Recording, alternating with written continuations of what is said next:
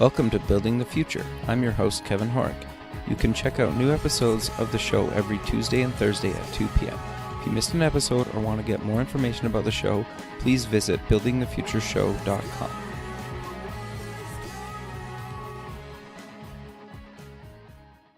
Season 1 of the TV version of Building the Future is now streaming online at buildingthefutureshow.com. Welcome back to the show. Today we have Matthew Marcus, Executive Director at Kansas City Startup Foundation and co-leader of the Kansas City Startup Village. Matthew, welcome to the show. Thanks for having me, Kevin. Yeah, I'm excited. I think how the whole kind of startup village kind of came together was kind of a really fascinating story for me and kind of why I really wanted to have you on the show. But maybe kind of before we get into that, let's get to know you a little bit better and maybe start off with where you grew up. That sounds great. Yeah. So I grew up in Kansas City. I was actually born in the Southwest in Santa Fe, New Mexico, but my parents relocated to Kansas City very early on. I think I was 1 or 2 years old. Got you. So the majority of my upbringing was in Kansas City, and it's been a great place to be raised and to grow up. I did some traveling along the way and lived abroad in various places, but I've always called Kansas City home. Sure. So what did you kind of take in university? Yeah, so kind of a funny background on that. So for some reason, for a kid really from the Midwest, I fell passionately in love with the ocean. I've always been just enamored by the ocean. And so, as I had to kind of make decisions of, where I was going to take studies after high school, I thought, I'll be an oceanographer. Sure. Of course, I started looking at schools around the country in coastal regions, and the costs were far higher than that of in-state tuition. And so my parents kind of said, well, we're happy for you to go to any of these schools, but it's going to cost you a lot of money. We've saved a little bit enough for you to go in-state, but not so much out of state. So I kind of started to re-strategize, and I thought, what else I like to do is computers. I've just always been enamored by computers and electronics and stuff. And so I got my degree in computer science at the University of Kansas, Rock Chalk. Sure. No, that's awesome. So was there kind of something growing up that kind of drew you to computers or what was that moment where you were kind of like, ooh, I really like this kind of stuff? I think it probably started with the Atari. Sure. And I think I had one of those early on, and I just was fascinated by, this digital game of, I think it was either Pong or Berserk or something like that. But I just really enjoyed it. And I think, my first computer was an Apple IIc. Sure. And it ran, it allowed you to do some minuscule programming. And maybe it was at school that I kind of learned BASIC. It might have been like at a computer camp type course. And I just thought it was so cool that you could plug in like these words and these numbers and stuff and then hit go and magic would happen, Totally, graphics would happen. And so I just was like, this is really neat. And then I think the problem solving element of programming really kind of stuck out to me. I was always kind of a tinkerer and a kind of a MacGyver, if you will, trying to solve things. And, Sure. And this was a digital way of doing that. Well, that's awesome. So you graduate university. What did you end up doing? Did you go start working right away or kind of walk me through that? Yeah, I did. So I graduated in 96 and then relocated from Lawrence back to Kansas City and got a job with a large telecommunications company that's headquartered here in KC. And, and worked kind of happily for about a year and a half, maybe 2 years. And then that's when kind of the disillusionment began for me. Okay. as a young adult. Okay. So no, go ahead. Sorry. Well, I can expand upon that if you'd like. Or we Sure. Yeah, I'm kind of curious to know how you kind of got to kind of the startup village. Oh yeah. So essentially what happened is here I am working. I'm in Kansas City, and I started to feel that there was so much more out there. I felt like I was kind of living a sheltered life. Okay. My whole life up to that point was in and around Kansas. I'd done a little bit of traveling in various states and stuff with my parents and whatnot growing up, but I just thought, there's got to be more out there. And I started to think, how can I spread my wings? And at first I thought, well, I'll just move west I play a lot of ultimate frisbee, and I was really heavy into the ultimate frisbee community then. And Boulder, Colorado has a fantastic ultimate scene, so I thought I'll move that way. And then I realized I think I got to get out of the United States and see what the world has to offer. And I ended up selling all of my stuff and bought a one-way ticket to Australia and packed a backpack full of clothes and just, headed south. Sure. And, one of the best moves I've ever made in my life. Sure. So how long were you in Australia? So I backpacked for about 6 months, ended up in Sydney, and kind of was faced with the decision of, do I go home or do I, see where else this road can take me? And I ultimately decided to stay down there, and I got a job doing programming and connected with their ultimate frisbee community and really just built a whole another life in a foreign country. Interesting. For about, like another year and a half. So about 2 years total, that stint. But there were several following that. Sure. And then what made you kind of come back to the States in Kansas City? Well, so as the story goes, I stayed down there for a while. I came back to Kansas City after about a year and a half, just because I could have stayed in Australia, quite honestly, forever. I just fell in love with it. But I kind of wanted to put life back into perspective a little bit and see friends and family. So I came back home, realized that I wasn't done traveling. I wanted to see more. So I backpacked Europe for about a year. That's awesome. Had a great time. Yeah, another fantastic. I can't express how much travel really does impact and change one's life, especially the views. But did that, came back home. That's when I kind of got introduced to the startups and stuff and what that was about. So I ended up moving to San Francisco, where I thought, I'm going to get a job with one of these startups. And ultimately, I didn't, because it was a dot-com bust at that time. But I did get a very cool job with a really fun magazine publishing company. And ultimately just realized that San Francisco wasn't Sydney. I thought it would be a replacement for it, but Sydney in Australia is just kind of a unique place in its own right. And so made my way back to Australia for a few more years, and then for some reason managed to find a Canadian girlfriend who relocated me to Vancouver. Yeah, she wanted to go back to Canada, so we moved to Vancouver, Canada, and I lived there for several years. And then my mother fell ill with breast cancer, and I'm an only child and wanted to be at her side and really help her out. And that's what brought me back to Kansas City, and kind of the rest is history. Sure. So, so then kind of walk me through, you're back in Kansas. How did you kind of get the village kind of started? Yeah, so I guess just kind of the precursor to the village. So here I am in Kansas City. I'm building a life. I'm kind of doing a little sole proprietorship and doing a little web development, kind of my own little consulting practice. Sure. And an American expat who I had met in Vancouver reaches out to me and says, hey, I've got this idea for a startup company. We need a chief technical officer. Are you interested? And he proceeds to explain to me what eventually would become Kula Causes, the first startup that myself and he co-founded. Sure. And I said, yeah, great. This checks all the boxes. Let's do it. We were originally going to base it in Munich, Germany. So I went over there for about a month with him and a few others. And we ultimately decided that wasn't the right market. So we ended up basing it in Denver / Boulder. And I spent, a couple years building that, kind of going back and forth between Colorado and Kansas.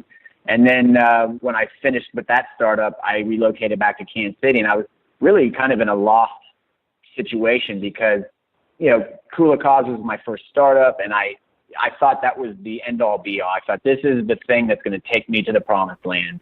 And Sure. When it kind of ended abruptly, I was very confused and lost into what was next. And that's when the serendipity of my involvement with Kansas City startup community and the village began.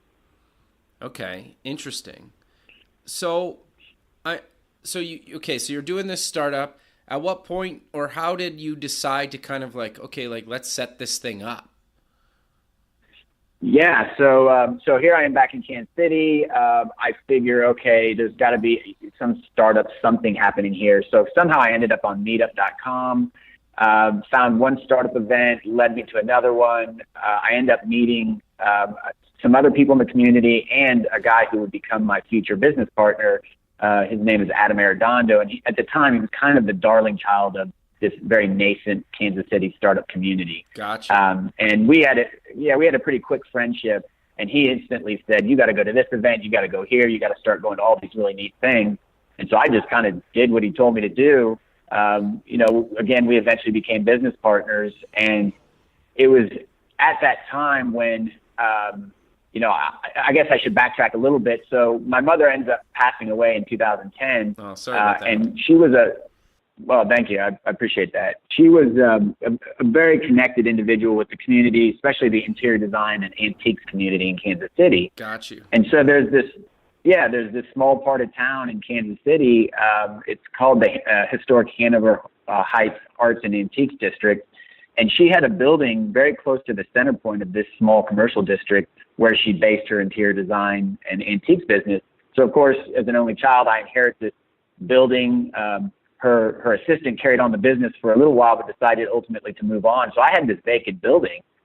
I moved back to Kansas City, and I think I got to put this to use somehow. I mean, it's just sitting here doing no justice to the community or myself or anyone. Sure. So I put a for rent sign in the front yard, and that's kind of when I start to get, connected to Adam, and I start to figure out what this startup community is all about.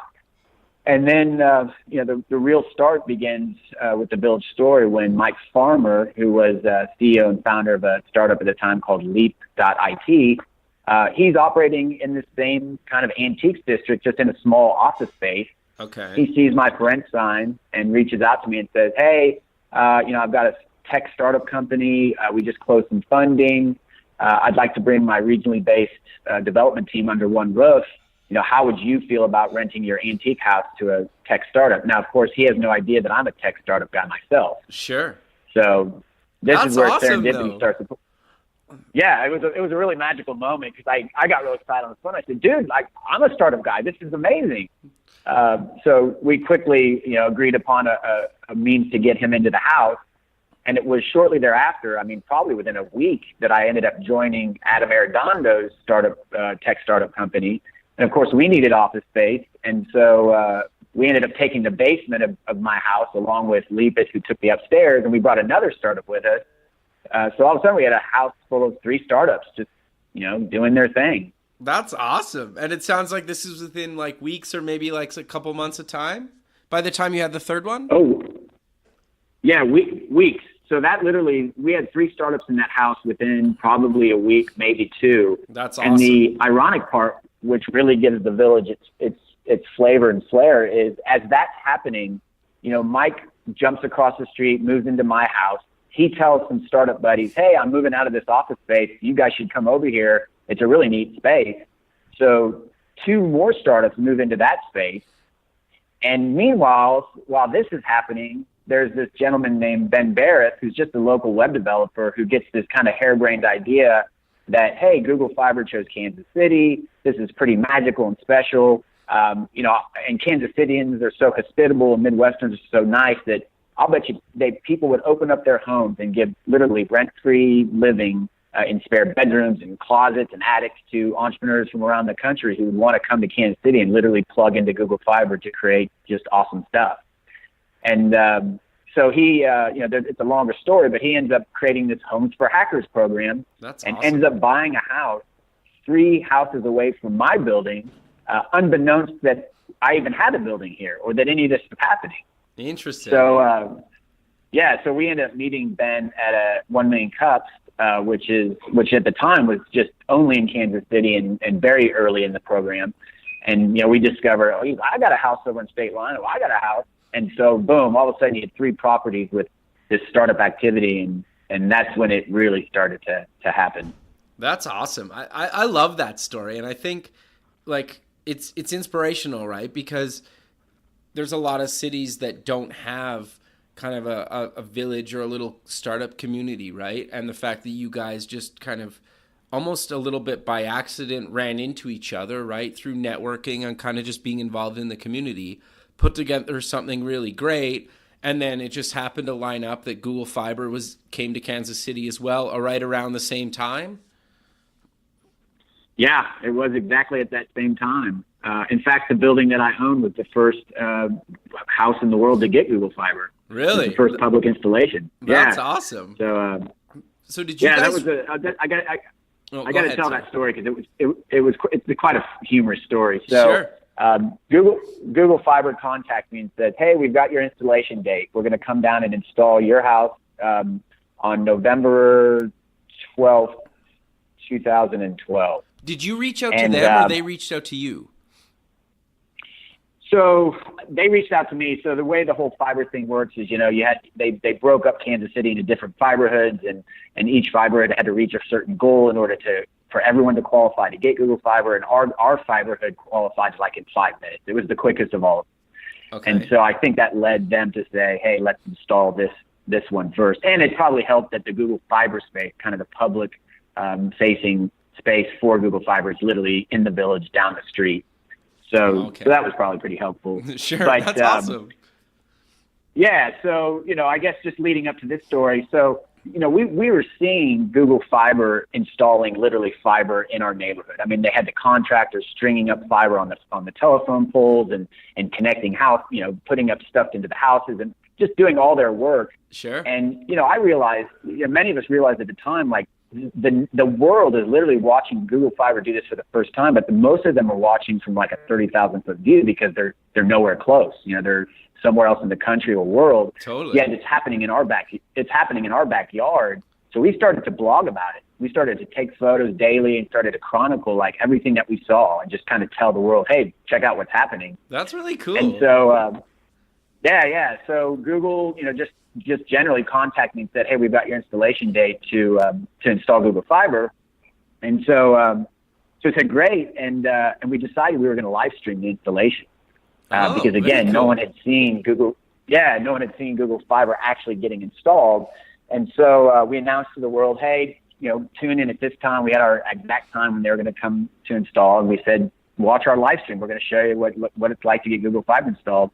Well, of course, Google Fiber's team and the Google execs caught wind that we were going to do this. Sure. Well, literally, they hadn't at the time even publicly announced to anyone that they were starting installation. They were already booking times before they had actually announced, "Hey, we're installing." Interesting. And they were actually having a public media event on November 13th, 2012. Okay. And so literally, we were kind of trumping their event by live streaming the installation. So they reached out to me and said, "Hey, we realize what you're doing. We think it's pretty cool, but do you mind if we postpone your installation date by 1 day? We'll invite you to the media event as being the first house to get Google Fiber. We'll kind of have the press there and all that stuff. And then we'll all literally walk down the street to your house and watch Google Fiber get installed, everybody. And you can live stream it and do all that stuff." So, of course, that was a no-brainer. Sure. That's awesome. So we did it, and it was a hell of an event. I mean, literally, this poor guy who was installing Google Fiber, he had probably 4 microphones from 4 different TV crews, and literally the Google execs from Mountain View kind of watching him every move, every step in the background to kind of, see how he did. He was a rock star. I mean, he nailed it, but it was just such an exciting event for everybody involved.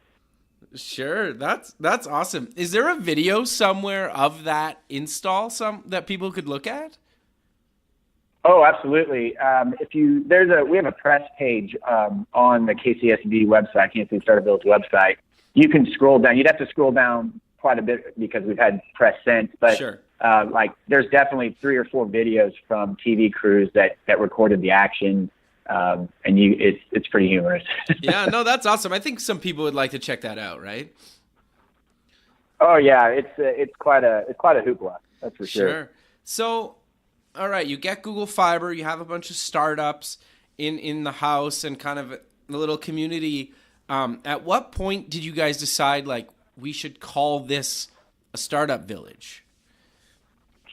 Yeah, so that gentleman Ben Barris, he sent the now famous email to kind of 5 or 6 of us, the early startups that were there on September 30th, 2012. Okay. And this was, of course, before we had Google Fiber, but he realized what was happening before it was happening. Sure. And he said, "Guys, something really cool is happening here. We got 3 properties with startup activity. We got Google Fiber coming along the way here shortly. This really could become a national hotspot for attention and startup activity in Kansas City. Sure. We should do something about this." And we kind of said, yeah, he's right. Let's do something about it. So we got together, broke out some beers and chips and salsa or pizza or whatever we had. And we literally just kind of, brainstormed and eventually came up with the name. Let's call it the Kansas City Startup Village. And that's what we did. And we came up, we had this guy design a logo for us, and then we threw up a website. And then literally it was like, well, what do we do now? Because at the time, none of us had any really startup community building experience or knowledge or really any insight of what we were doing. And so we just thought, well, let's just invite more entrepreneurs to join us, because it's more fun to drink beer with 10 people than 2 people, Sure. And so we did. We just kind of told Kansas City, we said, hey, we've got this little startup village over here. If anyone wants to come join us, like rent a house, buy a house, get a commercial space, and join the fun. And boom, it took off, especially when the media caught wind of what was happening. Sure. I love that. So what's the difference between the Kansas City Startup Foundation and the Village? Yeah, so fast forward a few years, here we've got this village, the media's taken wind, all of a sudden a lot of exposure, a lot of entrepreneurs and startups moving to the area. At the height of it, I think we had like 15 properties, wow, 30 plus startups. And yeah, I mean, the village grew pretty quickly, all things considered. And the interesting side note, the way we based the village is on the guidelines that Brad Feld put forth in his book, Startup Community, sure, which again, more serendipity. He literally published and released this book right around the same time that all of this village thing was happening. Okay. And so, we get hold of this book, we read it, and we go, oh my God, like this is literally a guidebook on how to build this thing that we're trying to build. And one of the points that he makes in there is that it's got to be co-led. It's got to be led by entrepreneurs, and it can't have hierarchy. You can't have president or vice president or anything like that. It's really got to be co-led by entrepreneurs. And so that's what we did. And it was all volunteer effort. I mean, literally no one was getting paid. There was no funding. And yet here's this vibrant economic development piece for Kansas City that's just this very organic grassroots thing. So we realized as the years kind of went by that, like, this is awesome, but it's just not sustainable through volunteer efforts only. I mean, we had organizations and individuals that said, man, I'd love to support you, what you're doing with resources or even finances, but you're not even a business. You're just this kind of, mystical community, with just this kind of organic nature. Sure. And so we realized, like, all right, in order to get real proactive about what we're doing, we've got to get some sort of official capacity, wrapped around it. And so we thought about converting the village to a nonprofit, but we didn't want to lose that organic grassroots nature, and we didn't want to introduce red tape or hierarchy or anything like that into this really vibrant, organic community. So ultimately, we decided to start the Kansas City Startup Foundation on the side, with the original intent that it would be kind of a representative nonprofit for the village. If you want to support the village, you can do so through the foundation. Got you. Okay. No, that's really cool. So obviously, depending on kind of the different startup villages throughout kind of North America and the world, you guys kind of do different things for startups. Do you maybe want to kind of just give me a quick overview, well, maybe not even quick overview, an overview of kind of what exactly the village does for the startups that are in the village? And I'm curious to know, like, do you guys like charge them rent or that kind of stuff, right? Like, what exactly do they get and what do they pay and whatnot? Yeah. So, I mean, the village truly is an entrepreneur-led community. It is not, again, it's not a business. There's no official organizational capacity to it. Sure. It's really this kind of amorphous thing that ebbs and flows and kind of just does its thing. I love that. I guess a good way of, that's just the way it works the best. And in a way, it's kind of becoming a model for other, cities and whatnot who want this kind of organic kind of movement as well. Sure. So like, as far as like, you can kind of consider the Kansas City Startup Village like a living incubator. Okay. So, most people probably listening to this podcast would realize, understand that an incubator is this, it's usually an official organization. They have an official network of mentors. They might provide some equity or some funding to get equity or whatever it might be. The village is kind of its own supportive incubation community. And by that, I mean the entrepreneurs are in and of themselves their own network of mentors. So there's a lot of co-learning. Yeah, there's a lot of co-learning. I mean, no one's paid, but what happens is, what I don't know, the entrepreneur next to me at the co-working space or across the street might know, and vice versa. Sure. So there's a lot of knowledge share that happens, which is really fantastic. And as far as what they pay, there's no application to get into the village. There's no fees. None of that is involved. We've had quite a few people over the years, submit the join request form, and they expect us to say it costs this much a month or this much a year. And they're sometimes surprised that all we say is, look, you want to be a villager? Just rent a house, buy a house, get a commercial space, and you're a villager. And not only are you a villager, but you're also instantly a co-leader, which means that if you have an initiative or an idea that you think is going to benefit the community and help it prosper, go for it. You don't have to ask permission or anything. You just go for it and let us try to help you and support you in the initiative. That's awesome. So, so that's neat. And the thing is, when it comes to the properties, every property has its own story, its own kind of operational agreement. So, for example, my house, I've got 3 startups in there right now. They each pay, a bit of rent to use the space. There was another house that was literally purchased by 2 Hallmark VPs here in Kansas City who just loved what we were doing. They just really got passionate about the community and wanted to support it. They bought a house and rented it to a couple startups and had one entrepreneur living there full time. Brad Feld, the gentleman who I spoke about earlier, he actually heard that the village had based itself around his guidelines and principles, ends up buying a house in the village, sight unseen, to kind of support the movement. Yeah. That's awesome. Talk about a great guy. Sure. Yeah, really, really cool. Has he been down after he bought the house? He has. He's been to KC a few times. Sure. He's super busy and super high demand, but he's stayed in his own house. Really? He's visited it, and there's the house has provided amazing value to not only just the entrepreneurs that have lived and worked in it, but just the village and Kansas City overall. Sure. And I mean, I could go on and on about all these different stories for each property, but that's what makes it quite unique, is that there is no total owner of the properties or this kind of overlord by any means. It really, everyone's just independent in a way. Right. So how many properties do you guys have currently? So I was just doing a count today, actually. So we've got 14 properties. Oh, wow. That are considered part of the village. Yeah. Wow. So how much, I guess, geographical region is that? Is it a few blocks? Is it, a few miles? Yeah. So what we did early on, people would say, well, where's the boundary of this village? And well, of course, we didn't have one. We just said, it's wherever you guys. Yeah. We just didn't have anything. So we realized, we're like, okay, the power of a startup community like the village is density. Sure. Because the closer in proximity that entrepreneurs and startups are to one another, the more likely co-learning occurs or random serendipitous collisions occur. Totally. And so, we started to notice that even startups that were 3 or 4 or 5 blocks away, really the separation, you really started to feel it, and it was kind of exponential in their distance. So we kind of outlined an inner zone and an outer zone for the village. So the inner zone is about 2 blocks in radius. Okay. From the center point, and then the outer zone goes about 1 mile in radius. Got you.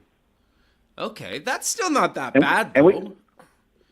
They're no, pretty close. It's pretty good. We have a map on the village website where you can actually see pins where all the startup properties are and who's in those houses, and it really gives a nice visual to what I'm talking about. Sure. No, that's awesome. So I'm kind of curious. You guys are obviously growing. You're doing really well. Where do you guys kind of see the foundation kind of taking the village in the future, or is you don't really know? It's just kind of see where it goes. That's like the golden question. I feel like, because in Brad's book, he talks about startup communities, and those who are co-leading it have to have this kind of continual 20-year vision. Sure. And as years pass by, you have to keep looking down the road, like, where is this going? Where are we taking this thing? And, who's involved and what's happening? So we try to do that with the Village, but because things happen so quickly and conversations happen and serendipitous moments happen that can shift or kind of change direction, we kind of sometimes just have to go with the flow and try to keep the general guide or growth going in the right direction.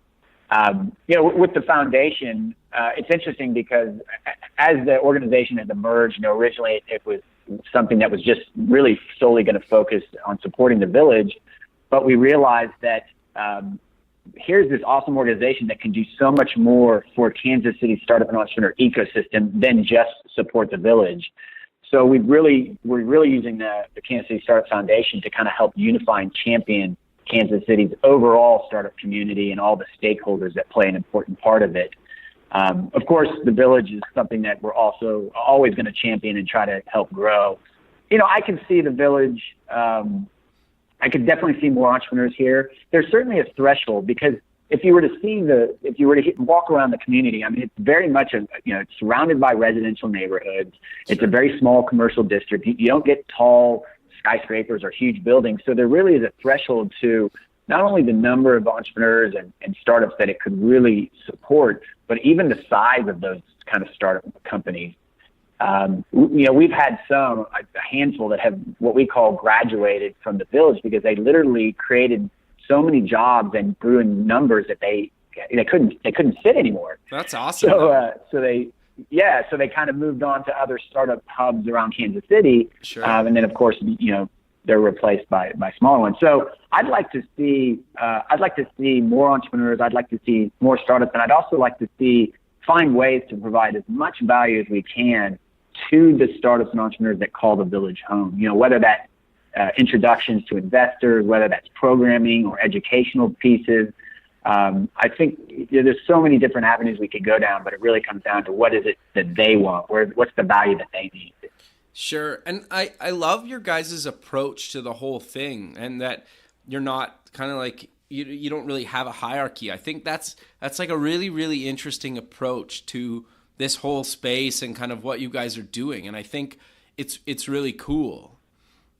Yeah, I think it's one of the things that catches most people off guard that visit. We've had, I'm trying to do the numbers, but at least probably 3,000 to 4,000 visitors over the years that we've been here. Yeah, we've had foreign delegates from over 85 countries. We've had politicians from senators to congressmen, all the way down. We've had students. We get student groups coming through all the time, and we put on entrepreneurship panels so that they can literally learn from the entrepreneurs themselves what it's like to build and start a business. So that's something really magical to have come to the Village, really. Sure. So for obvious there's obvious reasons why these types of people come, but is it a lot of times they're trying to replicate what you guys are doing in their kind of city or town? Yeah, it really is. I mean, the question that they ask most predominantly is how do we bring a Village to our city? Sure. How do we do this thing? And I guess going kind of back to your last question, when they find out that it's like there is no hierarchy, there's no president, there's no formal business literally behind this thing. It's this kind of eyes go wide open. But they truly want to find out how to bring it. We looked up, like we thought, okay, we've got this Village. This must be happening somewhere else. Like this can't be the only place, but we really could not find a similar type setup or community anywhere else that we looked or with people that we spoke to. And I think eventually we might even put together kind of our own little guidebook to, hey, create a village, startup village in your neck of the woods, and share, lessons learned and best practices that we've discovered over the years. Sure. No, I think that would be awesome. And I think, and especially as a lot more cities kind of get fiber, either whether it's from Google or other providers, right? Or just as high-speed internet gets kind of more popular globally, I think a lot more cities are going to kind of do what you did. Yeah, I think so. mean, gigabit networks is a fascinating thing in its own right. I really love to see how Google Fiber's already starting to traverse to other cities, and in a way, we kind of want to work with those cities to see how we can collaborate as digital cities to other digital, or gigabit cities to other gigabit cities. Sure. But yeah, I mean, the village itself is a very unique thing. And I guess, one thing to note that I really love that has not happened in Kansas City is that no one's tried to own it. Sometimes initiatives pop up in startup communities and someone feels as though they need to own it. Right. Whether it's a corporation or a government entity or, investment or whoever it might be, feels as though they need to own it, they need to lead it. And no one has ever done that with the village. It's literally, an entrepreneurial community for entrepreneurs by entrepreneurs. And that's what I think helps keep this very unique flavor and uniqueness to it. Sure. No, I think that's great. But Matthew, we're kind of coming to the end of the show. So do you maybe want to, again, kind of close with just maybe like a quick overview of exactly what you give to the startup, and then mention where people can find you guys online and any other social media links you want to mention? Sure. Yeah. I mean, again, like the village is all inclusive. We're open to any type of entrepreneurs that want to base themselves here. Sure. And if anyone's interested in kind of having a chat or wants to learn more about the story or wants some, to ask questions or any advice, like I'm always happy to talk with anybody. In fact, one of the things I love the most is connecting with other startup community builders around the country or world, just to share, to knowledge share, and just to meet and greet type of thing. So, you can contact me via the village website, which is kcsv.org. Okay. If you want more, like on the foundation, kcstartupfoundation.org. Some other things to really keep your finger on the pulse of what's happening in Kansas City, and to kind of maybe even get some more, lessons or guidelines, or just kind of keep, understand what's happening here. Check out startlandnews.com. That's startlandnews.com. And it's a digital publication that covers all the innovation that's happening in Kansas City, and they do a fantastic job of covering what's happening here. So really, really neat publication. That's great, man. Well, I really appreciate you taking the time under your busy day to be on the show, and I look forward to keeping in touch with you and, seeing where you guys go with this thing, because you guys have been on an awesome, exciting journey so far, and it seems like it's continuing and it's going to be even better in the coming years. Yeah, well, I appreciate being on the show, and I think, and I hope you're right. I mean, I feel like the village is always on an upward trajectory, and Kansas City's startup ecosystem really is the same thing. And so, keep your eye on Kansas City, and if you want to find out more, if you're ever in town, like definitely reach out. We love going to get barbecue with visitors. Sure, man. That sounds awesome. Cool. All right, man. Well, you have a good rest of the day. We'll talk soon. Okay. Thanks, Evan. Yeah. Bye. Bye.